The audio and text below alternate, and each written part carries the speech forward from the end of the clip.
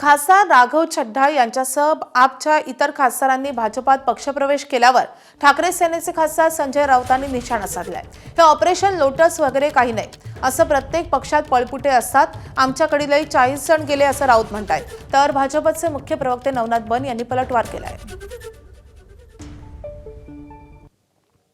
आपचं काय ऑपरेशन लुटस बिटस काय झालेलं नाही आहे।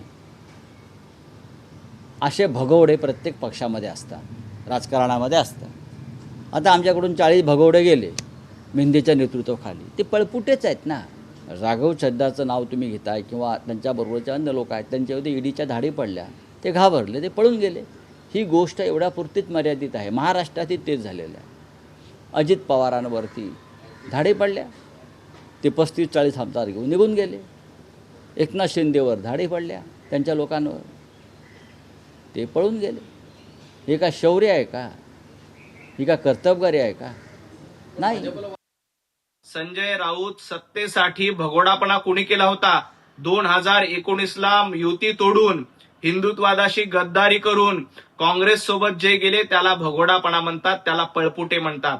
सत्तेसाठी लाचारी करणं काय असतं हे उभाटा गटानं 2019 साली दाखवून दिलंय। आणि तुम्ही अशा पद्धतीनं अजितदादांचा, एकनाथजी शिंदे यांचा भगोडा म्हणून उल्लेख करतायत। हे भगोडे नाहीत, हे गद्दार नाहीत, तर खुद्दार आहेत। यांनी दाखवून दिलंय की 2024ला जनतेच्या मनामधून, जनतेतून कोण निवडून येऊ शकतं। एबीपी माझा, उघडा डोळे बघा नीट।